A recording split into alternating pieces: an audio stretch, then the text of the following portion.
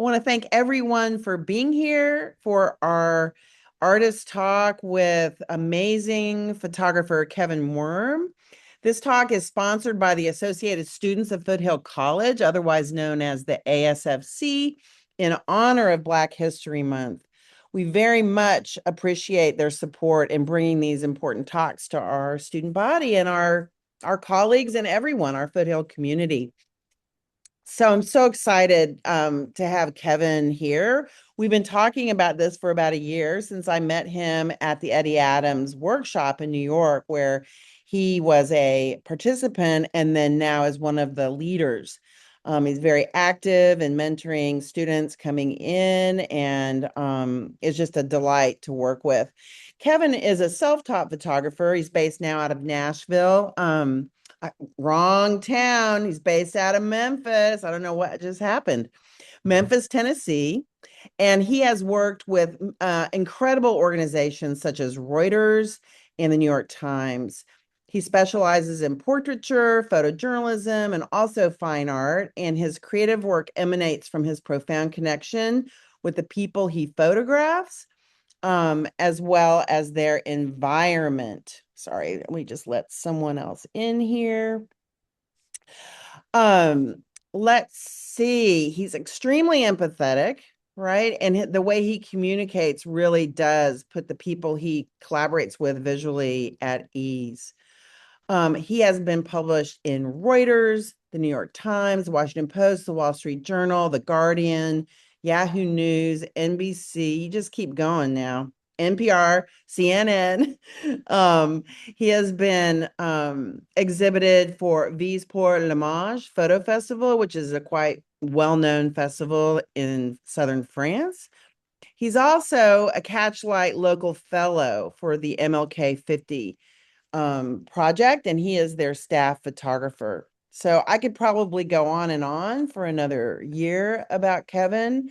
He's actually too young to have this many publications under his belt. But with that, you will be able to see what I'm talking about right away. So thanks for being here, Kevin. Thank you. Thank you for having me. Thank you all for joining. Looking forward to sharing a little bit about my journey and nerding out over some photos. Um, let's see here.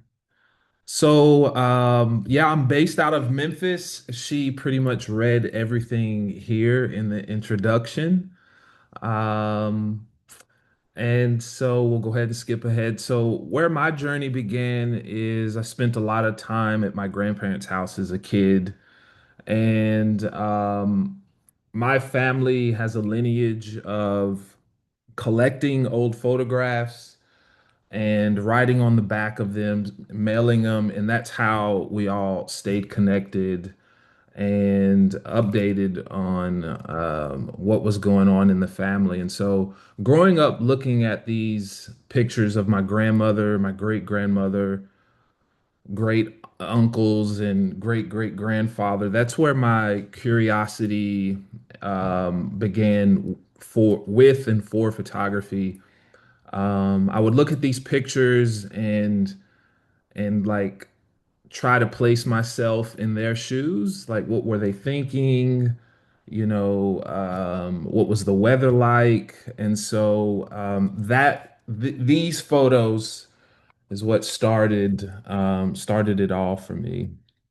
And so I threw in some quotes in here that have I can relate to in my journey, and I think that maybe a lot of other people could.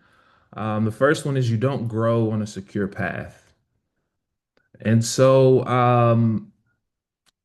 I built a portrait studio back in 2015, 2016, and wanted to start to learn light.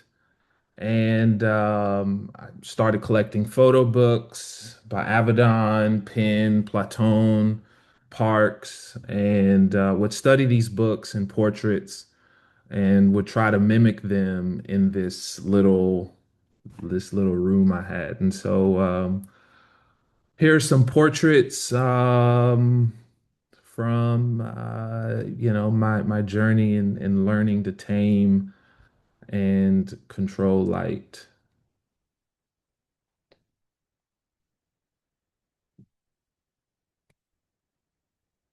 Kevin, hang on 1 second. Can y'all see Mhm. Kevin's slides? Okay, thanks, Ron. Catherine, just click Oh, on Kevin Warren's got it. screen. Sorry about that. I'm Yeah. sorry to interrupt. Just No, want to you're make sure good. everybody's seeing. Okay. Everyone's good? Yeah, yeah, good. Okay. And these portraits are from last year with a nonprofit organization called Turk, um, photographing immigrants in the state and sharing their story. And just experimenting with light, what works, what looks good, what doesn't. Um, I'm a forever student of light. And so back in 2016, the summer of 2016, I covered a Black Lives Matter march in Nashville, and I shared those images on Facebook and got a lot of feedback from the community. Tons of people made their profile pictures from those photos, and I enjoyed doing it. And it was kind of, I guess it came natural to me to photograph protest and unrest and things like that. And so in 2020, when George Floyd was murdered, um, I went to Minneapolis to contribute the only way I knew how, and that was to photograph it. And so these next few images are from Minneapolis in 2020. I wasn't on assignment, never had an assignment. I wasn't had any, I didn't have any proper safety training. Looking back, it was one hell of a risk to go up there and photograph what was going on. Um, I had a old beat up Fujifilm X-T1 and an XH1, and yeah. Um, and so these are some images from that. Kevin, quickly, had you ever Yes. covered anything like this before? No, no, no, not at all. Not at all. Wow. It was all very, very surreal. Um, it felt like a Call of Duty map, you know, you walking by burning cars and Mm. buildings and glass breaking, and it was insane. It was insane. This is actually from Nashville, but um, so the cave you fear holds the treasure you seek. Um, After I got back from Minneapolis, you know, I had these pictures and I had, you know, a mix of portraits. And at the time I was working I was so desperate to be a photographer. I didn't care what kind of photographer I was. And so I got a job at a real estate brokerage photographing houses and agent headshots.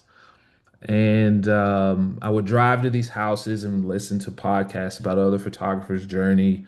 And so I was burning the candle from both ends because I was doing something that I didn't want to do while listening to what I wanted to be and become. And so I found this workshop called the Eddie Adams Workshop. Did some research and was like, well, you know, shit, this is a pretty big deal. So I applied, got in 22, and was very confused by all the acronyms, you know, AP and what's the school in um, The School of Visual Arts, SVA or what's the other one? The NYU, well, yeah, LMNOP. there was a yeah, LMNOP, the entire alphabet. And so I was pretty intimidated, had imposter syndrome. You know, I'm 30 plus at this workshop with a bunch of, you know, younger people. But I went all in, and and the result of that was I found a community, made friends, family, and those connections would, alter the course of my life and my journey as a photographer. And so these are some of the images from my assignment back in when I was a student At Eddie Adams, at correct? Eddie Adams. Yes, Right. at Eddie What Adams. was the assignment? So we had a theme, and the theme was grief and new growth, I believe. And so this woman who I followed, her name was Dara.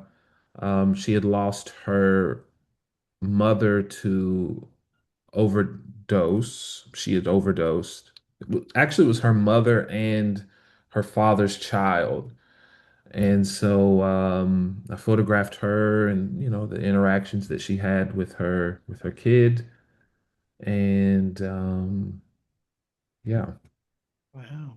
in order to grow and improve, you have to be at the edge of uncertainty. And so after Eddie Adams, I come back home, super excited, and an editor, Corinne Perkins, that I'd met at Eddie Adams, told me that there was an internship in DC the following summer and that I should apply. And so I applied, got the spot, and I had to quit the real estate job to take this 3-month internship in DC. Again, was uncertain. I'd never been in DC, never photographed politics, never used Canon gear, et cetera, et cetera, et cetera. But Hey, um, Kevin, can you explain what Reuters is?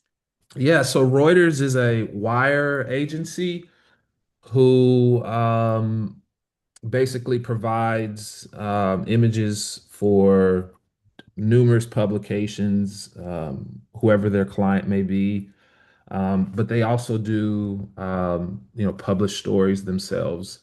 I hope I explained that right. Yeah. Mhm. Yeah, yeah. They're a news and photography news agency based out of Mhm. London, but they Mhm. have an office in DC. Is that where you were being based? Is that where they were? Yes. Okay, got Yes. it. Yeah. Yeah. I was in DC. And so, yeah, this is a photo of my first week. I started on Monday, and Friday I was on Air Force One with Joe Biden, photographing him, which was God, I was so nervous. But and here are a few images from uh, my time in DC. Was a part of the So you went motorcade. straight from real estate photography to Absolutely. Yeah. Reuters, like Yeah. overnight. Yeah. Yeah. Wow. Yeah. I didn't know this. It's crazy. Um, so yeah, I had to take a risk. This is a pathway to the life that I want to live. It's only for 3 months. I'm getting paid 20 something dollars an hour, but it's a risk that I have to take. You only live once. And during the internship, I had an opportunity to come back to Tennessee to work on a story about slavery's descendants and the politicians who um, has lineage into owning slaves. And so followed this woman, Lucretia, back to some of her family members' home in Tennessee on a farm. And there was one picture that tied this entire story together, which were this man and woman and their daughters, who were slaves who had bought this farm and had kept it in the family for over 100 years. So it was kind of a full circle moment to work on this story. And so I'm back home and I quit my job. I don't have a job. So I need to learn how to freelance. And don't let the weight of comfort prevent you from flying. And so Wow. freelancing, I covered the Tennessee Three here in Tennessee, which was a school shooting had happened, and these three politicians stood on the House floor and protested. And they expelled um, actually just the two House representatives, Justin Jones on the left and Justin Pearson on the right, and they didn't expel Gloria Johnson in the middle. And so here are a few images from um, those few weeks. And this was the first time that my work had been A1 on a newspaper. I think Washington Post was the first one. The front page. Yeah, front page. Ooh. Um, Ooh. this is Justin Jones carrying in a kid's casket, and this is Justin Pearson after he had been expelled and being consoled by his family. It's a portrait I made of Justin Pearson. And then these are just going into, different freelance assignments and singles from assignments throughout the years. And so these assignments, can you slow down just a little bit? These Mhm. assignments are coming from the New York Times, or is it still with Reuters? A lot of these are Reuters, Washington Post, think NPR might be in here. Got it. Um, Beautiful. Wow. this is from Selma. I want to, Yeah. last year, I believe. It's Reverend Al Sharpton. Wow. Look at that. And this is the now Wow. late, great Jesse Jackson. Um, and this was on assignment for Reuters. And CNN picked this image up in a gallery of images commemorating his life and pictures. And to have a picture that I took used to commemorate someone, an icon like Jesse Jackson, is extremely um, inspiring, and I'm honored. And so this is from a story that I pitched about photographing the generation, the last people of a generation who survived through Jim Crow. And so we Wow. traveled from Tennessee to Mississippi and Georgia, photographing and interviewing these people. And here are some images from that story. The left is I guess, a mannequin of Emmett Till at what he looked like Yeah. after he was murdered and thrown into, oh, I want to say Tallahatchie River. Mhm. And this is believed to be the spot that they threw his body in. And here's a Wow. flower at that spot. What was this assignment for? Who hired you for this? That Or was Reuters. that was Reuters. Wow. Hmm. Hmm. And so, yeah, we interviewed them about their experience living through Jim Crow, but then also it was for the election or during the election about, and asking them, how did they feel with the upcoming election between Harris and Trump. This is for Washington Post, assignment about Volkswagen. Um, this actually wasn't for an assignment. It was a story I was trying to start. Just more singles. Wait, can you go back one? Hmm. Who's that? Is that RFK? It is. Ugh. It is. It is. I think he was speaking at a Bitcoin conference in Nashville. At the time, he was a candidate um, until he dropped out. And I guess now, 2 years ago, was asked to cover the 2024 DNC in Chicago for Reuters. Um, and Wait, go here, back one. So this is Kamala Harris, correct? Is this her yes, niece? Her yes, that's great, her yeah, knee. Yeah. watching her deliver her keynote address. Mm-hmm. Mm-hmm. Beautiful. Thank you. It's yeah, whole story of behind that photo. This is the Obamas greeting each other. It's John Legend during, I guess, a sound check.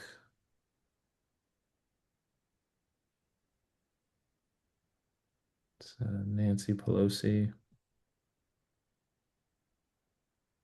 Doug. And so what I'm working on now is being here in Memphis is a project that I'm titling The Weight of Air. And it's about a Southwest neighborhood called Boxtown that has historically been underserved by by the city of Memphis and didn't have running water until the 80s, paved Wow. roads and street lights until the 80s, and industry has has always been surrounding them and they've had to face environmental issues. But the new one that they're facing now is Elon Musk's data center um, using gas turbines to power the data center, which powers Grok, which is um X's chatbot. And so there's been a lot of pollution in the air. And so I'm using a 4x5 camera to photograph this community.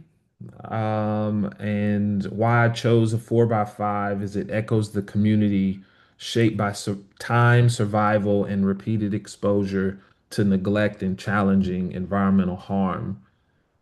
Choosing this analog and tactile process becomes a quiet form of resistance, pushing back against the digital systems and unseen technologies driving contamination in the neighborhood. And here's Wow.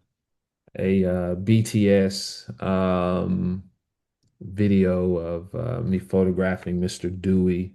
And if you can look, it was raining in this greenhouse, and so it was very quiet. You could hear the rain, and it's so collaborative that Dewey was falling asleep and took him a 2 second nap as I was taking forever to focus. Here's some more behind the scenes videos of Can you explain why the image is upside down, Kevin? yeah, yeah. So with a large format camera, the image is upside down and backwards, and that's on the ground glass.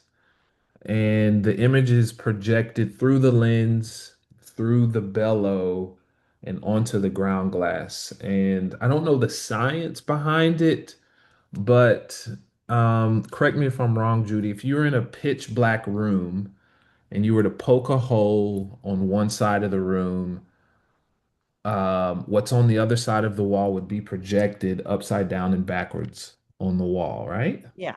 Yep.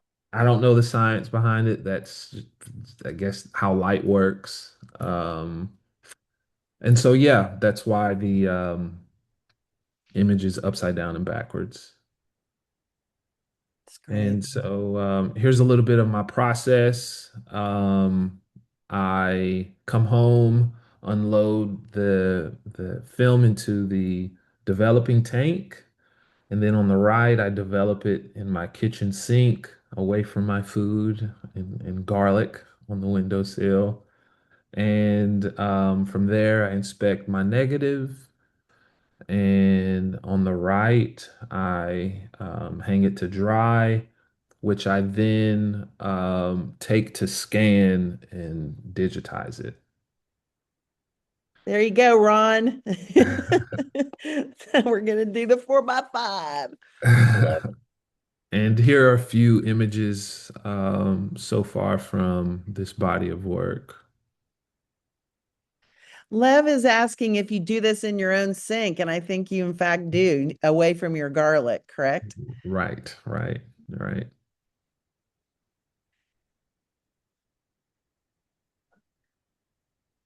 And the image on the right, I took that just to show the proximity from the industry to this community. Um, and the right, oh, I'm sorry, on the left is Valero plant, an oil refinery. And on the right is a director of a nonprofit who leads efforts to educate the community of the pollution that they're dealing with. And he's in front of a TVA plant, a power plant. The left is a resident who suffers from asthma. Um, she's a Boxtown native. And on the Beautiful. right is the still from the image that I'm sorry, the BTS that we saw earlier, which is the oil refinery. Kevin, our And student Sunyo is asking if you crop any of your photos and if that's acceptable in journalism.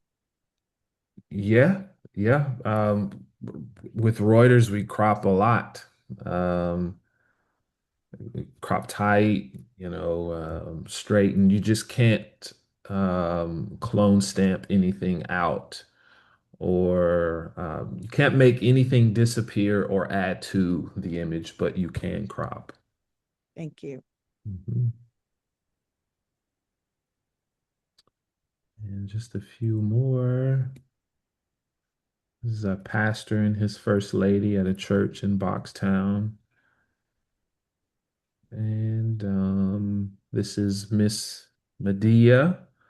And this portrait is actually on display at the Griffin Science of Museum and Industry in Chicago in Wow. the Black Creativity Art Wow. Exhibition.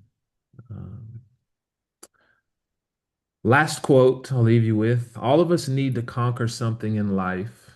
It needs a lot of work and it needs a lot of risk. That's it. Thank you. Stay in touch. My email address and Instagram handle is here. Thanks. Now we're going to pepper you with questions. Should I stop sharing my screen or? Yeah. Why don't Yeah. you do that? Okay. Awesome. Let me pull them up. All right. So Rebecca wants to know what you're working on now. Do you have a project? Are you still working on the weight of air? Yeah, that I'm working on that and also other stories in the newsroom. But yeah, that's like priority for And tell now. us about the newsroom. Like, tell us about the MLK 50 and what that is and how you got that position through Catchlight. I think that would be really helpful. Yeah, so my position is funded through Catchlight, local fellowship, and RFA, which those deadlines ended yesterday, actually. But they fund me to be in this newsroom to support local journalism.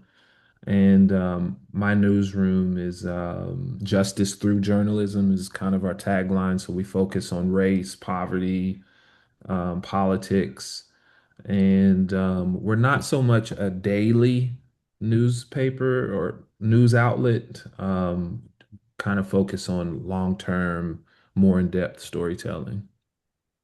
Thank you. Thanks. Mhm. Dean Herman. You so much for sharing your work. It's pretty amazing. Thank The you. question I have is when you were showing us the work that you did around the George Floyd protests, you shared the two Fuji cameras that you were working with, which are, slim profile. And then at the end of your presentation, you were showing the large format camera. Mhm. And so I'm wondering how the slim camera profile really affected that kind of work of photojournalism versus the larger format for the portraits that you were doing that were more intimate? Hmm. Well, with Great question. the smaller profile, I was able to photograph what was going on from the inside out, and not with a really long lens being across the street and photographing it from the outside in. And so I feel like I was able to, approach people and kind of blend in with the low profile cameras. And what I'm working with now, the large format, with the process being so slow, it has to be collaborative. We have to have a conversation. And, and the large format camera kind of like brings people at ease that, they haven't seen a camera like this before. And so that's a conversation starter. Um, um, yeah, with it being so slow, it has to be collaborative, which helps the work. Um, yeah, which Thank helps the you. work. Yeah, thank you. Thank you. Brandon wanted to know, he says, your work is awesome. I noticed that many of your portraits make use of shadows. That's great. Great, Brandon. I'm actually putting a picture that Kevin made into a new textbook I'm writing for Thames and Hudson because of the shadows that he's using. He would like to know if you could talk about why you do that, right? Why do you bring the shadows out so much? And is this a conscious effort? How that adds to the image that you want to make? Is that something that you incorporate into a personal style? I guess kind of all of that. I've been told that I have a style, and Judy, I think you called me the Prince of Shadows or something like that. Prince of Darkness. Prince of Darkness. Uh, Prints. but yeah, it's I try to create images that I like to look at, and um, that tends to have a lot of shadows, and I like to tame and control light and place light where I want it and not and take it out where I don't. And so I guess that's my style. Yeah, A it lot of is for right now. I shadows. mean, we always Yeah. grow, right? Right. For now. Mariella's got a great question. This is a great question. So with feedback you get from the communities that you're photographing, especially around the protests, have you ever gotten criticism or pushback? That's a great question, Mariella. Mm, um, I don't think so. But I shared some photos from the DNC, and there was a person who criticized me for how I captioned the photos and said that I, as a journalist, should be, neutral and fair, which is true. And I thought that I was in my captions, but I guess it wasn't enough for them. But no, other than, that guy, I don't think I've gotten any criticism for photographing that work. No. Well, that's amazing. Thank you for that. Lev would like to know another great question. Do you take multiple angles of portraits? Do you work around the person um or not, right? And then how do you decide which angle looks the best? Like what do you use to determine the select? Or is someone Mm, else doing that selection for you? That's a great question. yeah, try to work angles for sure. But then also people, you know, certain people look best in other angles. Um, um,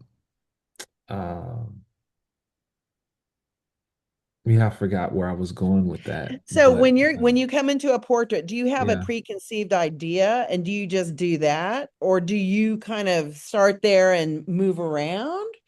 Or is it kind of a set idea and yeah, then you execute on that? yeah. I usually draw inspiration from the photographers that I mentioned, but then also Pinterest. If I have a portrait session coming up, I'll just go on Pinterest and scroll and, with that person and that assignment, I'll pin photos that, where I would like to go with it. And depending on the location and where light is falling and the available light, we'll try to work that in different angles and whatnot. And so I try to have a goal, but then I'm always willing to pivot and adjust in, the light and whatnot. Hmm. Thanks. Okay, another one. So when Reuters sends you on an assignment, do they give you a list of items and pointers to photograph specifically? And if so, would that create a certain bias at all on the story of the photos or um yeah. So does Reuters and Sunyo, you might be able to ask this more directly than what I'm reading it, but what I'm ascertaining is that does Reuters tell you exactly what they want you to photograph? Yep. And does that contribute to bias? Is that your question? Yeah, basically.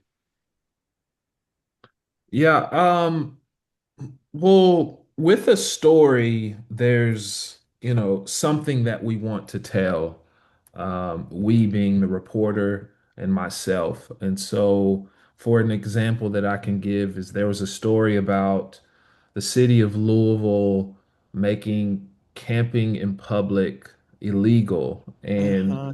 there was a woman who was in labor under a bridge, and the police officer detained her, didn't believe that she was in labor, ended up Oh, having this kid just a few oh, hours after that. oh And my God. so, with knowing that, that's a kind of a big piece to this story of, camping in public being illegal. And so the reporter and I knew that we wanted to photograph this person. And so that's something that I knew that, would support the story and add a lot of color to it. And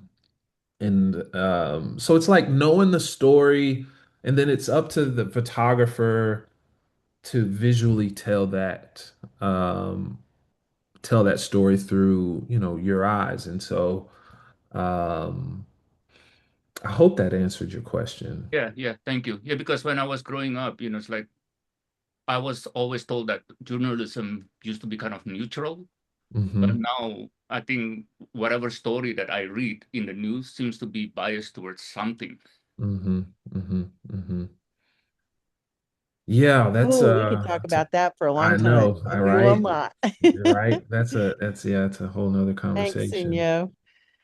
Um, Catherine is asking, how have you or hope to change the narrative through your photographs? I'm particularly interested in the relationship between your photos and politics in the Air series in Memphis. So, what is your hope that might come from this series when, in fact, I'm sure it'll be published, right? Hmm. But what's your hope that these photos might do, or if anything? Um, will inform people about what Elon Musk is doing with these data centers and the fallout from him moving quick, fast, and outside of regulations. Hmm. And so that's one, is to inform, but then to also um, celebrate the community's resilience, and then, to show that they matter and their lives matter, their struggles matter.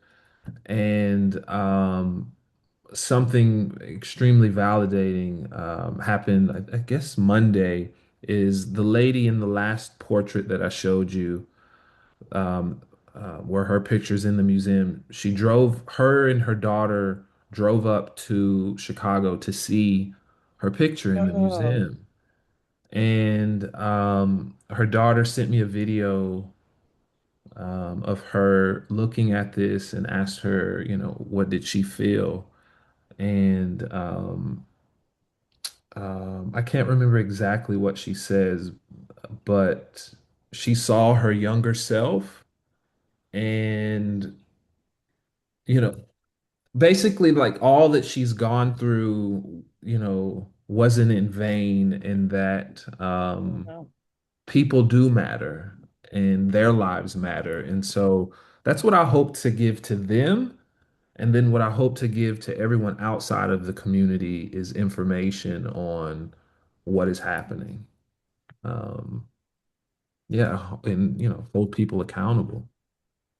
Thanks, Kevin. That's Mhm. great. That's a great testimony. Great question, Catherine. Everybody, great questions. Damien has a great question. First of all, most of these pictures are like looking through my own family's photo albums. What a compliment. I know a lot of your subjects without knowing them personally. That's my past. So the question is, can you talk about the process of seeing it and becoming? There you go. The Can $50 you, million answer. Can you describe the process of seeing it and what then is it? becoming? And Damien, if I'm butchering this, you feel free to hop in. Yeah, what is it? What is Seeing, it? Seeing it. Seeing it, first of all, happy History Month. likewise. Thank you. Second, seeing it, so you find your voice, right? Through experimentation, that kind of thing. You have an idea about sort of what it is that you want to see, how you want to go about seeing it, how you produce what you want to see.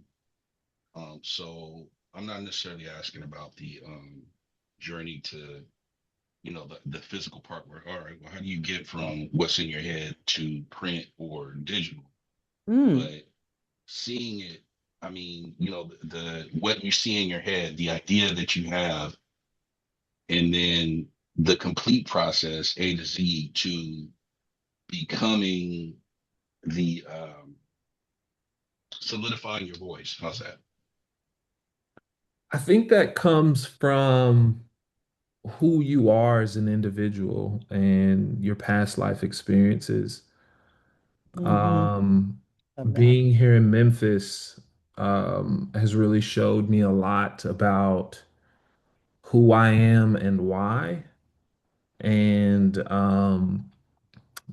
growing up in a single parent household, a single mom, bouncing around different projects in Nashville, and at one time staying in a women's shelter as a kid, and Wow. being here and driving down the street or wherever, and I see this young black kid, with sweatpants and real dirty shirt, hasn't had a haircut, and wearing flip-flops.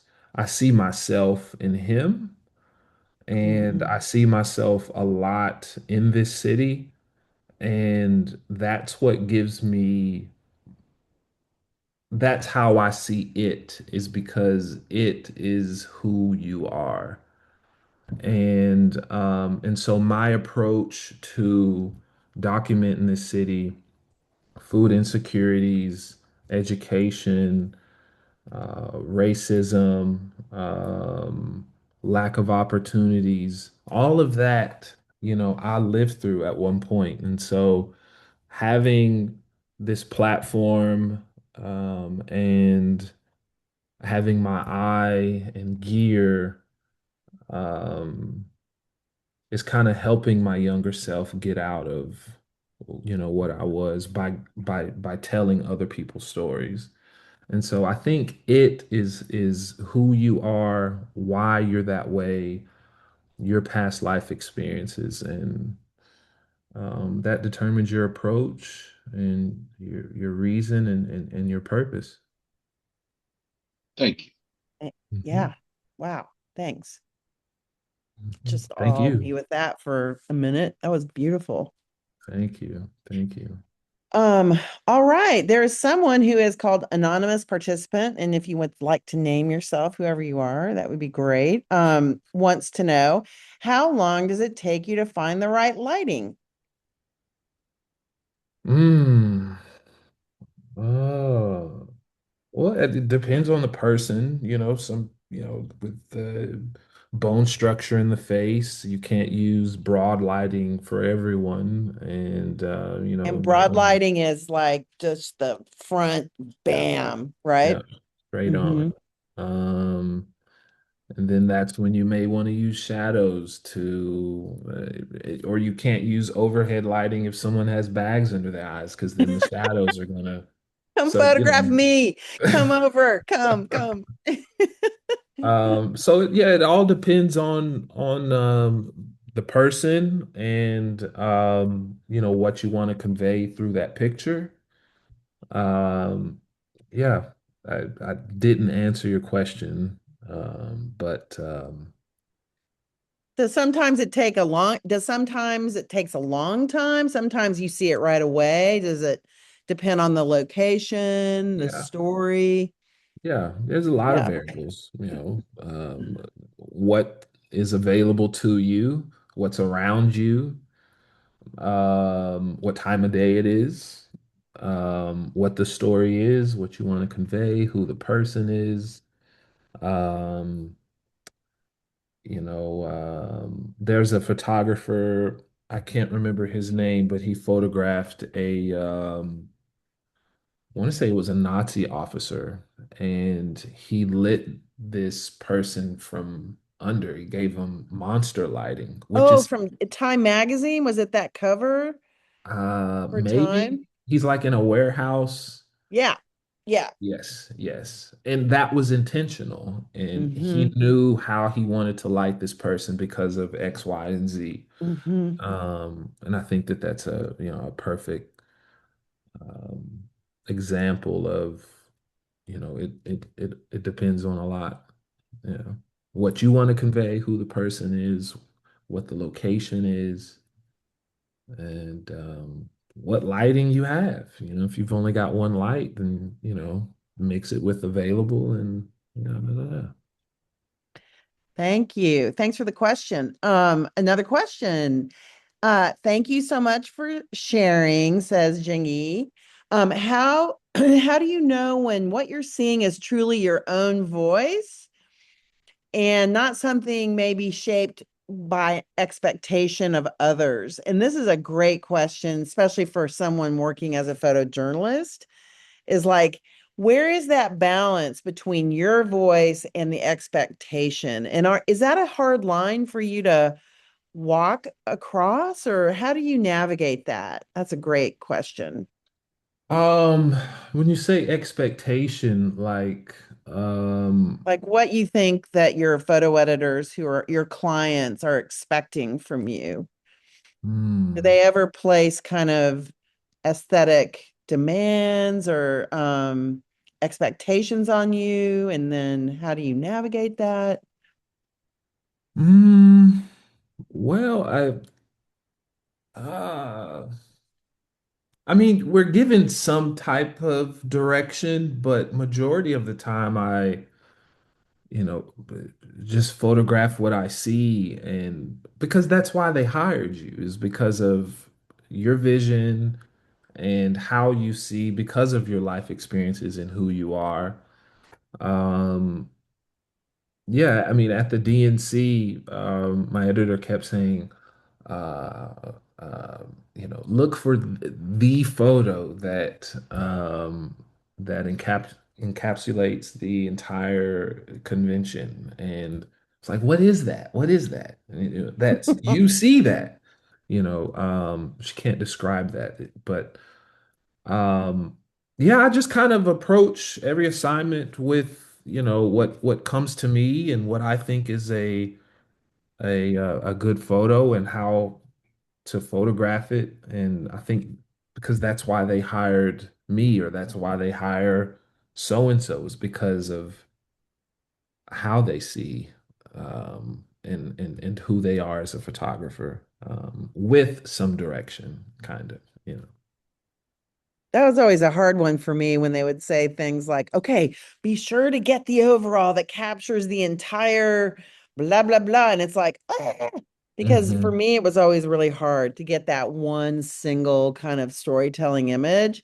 Hmm. And Hmm. I'd find myself just running around like crazy, Hmm. trying to get that one image and then missing other images at Hmm. times, you know? I'm sure Hmm. you can relate. Hmm. Another question is for photographs without titles, right? Um, how do you ensure that the photos tell the story you're intended for the viewers, who may not have the backstory of the photos? That's I mean, why I think that's that's why why you have captions. captions. Yeah, Yeah. that's Yeah. why If captions. there's that big of a backstory, Sunyo, and you're welcome to just speak out if you want to, but yeah. Thank you. That's captions are critical, especially for photojournalistic work. And I think when you're dealing more with creative art and visual art, right, that's where the title comes into play. That leaves that liminal space for the viewer to kind of make up their own narrative in their mind. But with journalism, it's very critical that Hmm. that we provide that context, Hmm. and then people still take what they'll still see it through the lens of their own lived experience, right? But there is more context than a mere title or no words at all. Hmm. Great Hmm. question.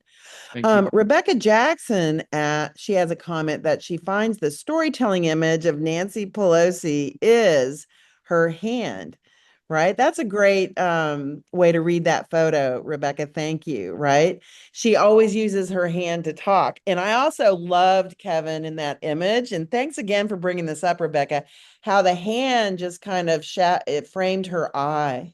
Hmm. Yeah, Hmm. really thoughtful select for I'm Hmm. sure you had a number of different photos, but that one Hmm. was extremely unique and as Rebecca wrote, very storytelling. Thank you. Thank you. Do you have a favorite photo that you've ever made? Like, do you have that image that kind of that you feel the most connected to, or a body of work that you're the most connected to, or is that yet to come? And is that yet to come, I guess? Uh, well, I've had a few different favorite photos, and the experience making the photo, um, and what it took to make it. At Eddie Adams in my assignment, Dara holding her child on the couch. Yeah. That's a favorite photo for, that time in my life. Or the fist in front of the burning building was my favorite photo for that time in my life. But I think my favorite body of work, well, obviously now would be The Weight of Air and what I'm doing now, and how the community has been receptive of me doing this work. Um, I'm outside of my comfort zone by learning a new medium, how to photograph film, 4x5, how to develop, and da da da da da da da da. But I've always wanted to do something like this, and it's to tell a pretty big story about, AI and accountability in this country, and yeah, progress at the cost of what and whom. And so yeah, to wrap all of that up, my favorite body of work now is what I'm currently working on, but it's changed throughout, the many seasons in my life, and what that body of work or image meant to me then. That's great. Are there any more questions? Team?